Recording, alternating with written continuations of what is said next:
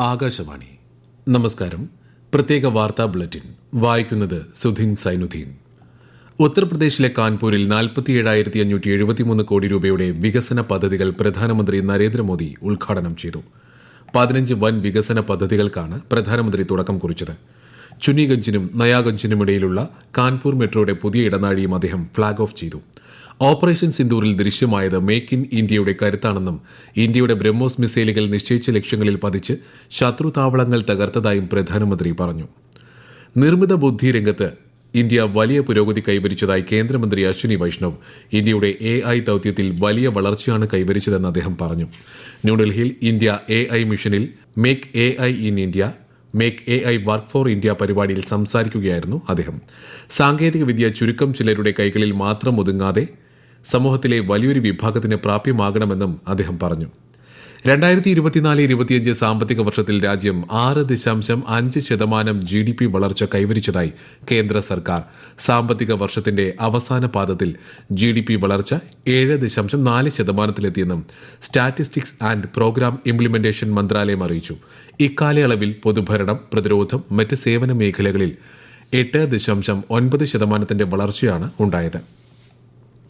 ഭീകരതയ്ക്കെതിരായ രാജ്യത്തിന്റെ നിലപാട് വിദേശ രാജ്യങ്ങളെ അറിയിക്കുന്നതിന്റെ ഭാഗമായുള്ള സർവകക്ഷി പ്രതിനിധി സംഘങ്ങളുടെ സന്ദർശനം പുരോഗമിക്കുന്നു. BJP MP രവിശങ്കർ പ്രസാദിന്റെ നേതൃത്വത്തിലുള്ള സർവകക്ഷി സംഘം ഡെൻമാർക്കിൽ ഉന്നത നേതാക്കളുമായി കൂടിക്കാഴ്ച നടത്തി. ഭീകരതയ്ക്കെതിരായ ഇന്ത്യയുടെ നിലപാട് ഡെൻമാർക്ക് അംഗീകരിച്ചതായി രവിശങ്കർ പ്രസാദ് കൂടിക്കാഴ്ചയ്ക്ക് ശേഷം പറഞ്ഞു. അടുത്ത മാസം 15-ന് നടക്കാനിരിക്കുന്ന നീറ്റ് PG പരീക്ഷ 2 ഷിഫ്റ്റുകളിൽ നടത്തുന്നതിന് പകരം ഒറ്റ ഷിഫ്റ്റിൽ നടത്തണമെന്ന് സുപ്രീം കോടതി. ദേശീയ പരീക്ഷാ ബോർഡിന് കോടതി ഇത് സംബന്ധിച്ച് നിർദ്ദേശം നൽകി.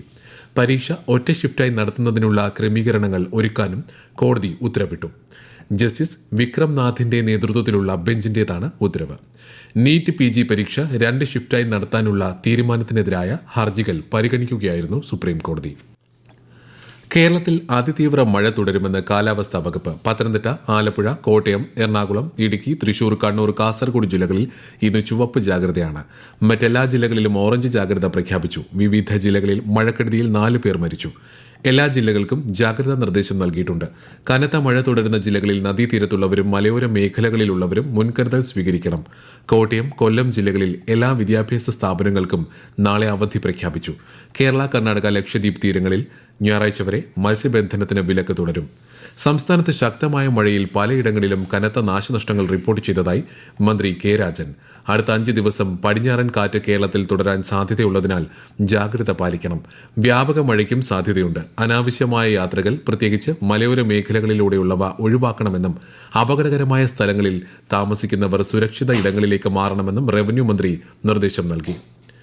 കോട്ടയത്ത് പാറക്കൽ കടവിൽ മീൻ പിടിക്കാൻ പോയ യുവാക്കൾ വള്ളം മറിഞ്ഞുണ്ടായ അപകടത്തിൽ മരിച്ചു. കൊല്ലാട് സ്വദേശികളായ അരുൺ സാം, ജോബി എന്നിവരാണ് മരിച്ചത്. മീൻ പിടിക്കാനായി പോയ 3 പേർ സഞ്ചരിച്ച വള്ളമാണ് അപകടത്തിൽപ്പെട്ടത്. അപകടത്തിൽ നിന്നും ഒരാളെ നാട്ടുകാർ രക്ഷപ്പെടുത്തി. ദുരിതാശ്വാസ ക്യാമ്പുകളിൽ പകർച്ചവ്യാധി പ്രതിരോധവും കോവിഡ് പ്രതിരോധവും പ്രധാനമാണെന്ന് ആരോഗ്യമന്ത്രി വീണ ജോർജ്. ഡെങ്കിപ്പനി, എലിപ്പനി, മഞ്ഞപ്പിത്തം, വയറിളക്ക രോഗങ്ങൾ തുടങ്ങിയവ പകരാതിരിക്കാൻ മുൻകരുതലുകൾ എടുക്കണം.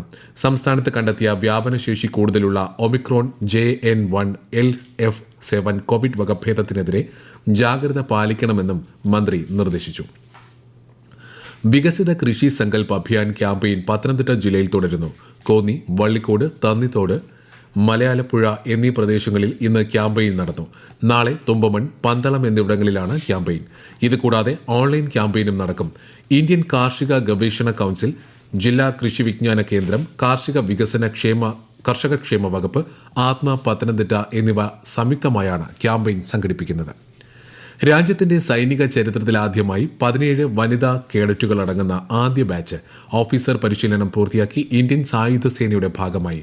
ഇതോടൊപ്പം 300-ലധികം പുരുഷ കേഡറ്റുകളും പരിശീലനം പൂർത്തിയാക്കി. പൂനെയിലെ ഖേദർപാൽ മൈതാനിയിൽ നടന്ന നാഷണൽ ഡിഫൻസ് അക്കാദമിയുടെ 148ാമത് പാസിംഗ് ഔട്ട് പരേഡിലാണ് കേഡറ്റുകൾ സേനയുടെ ഭാഗമായത്.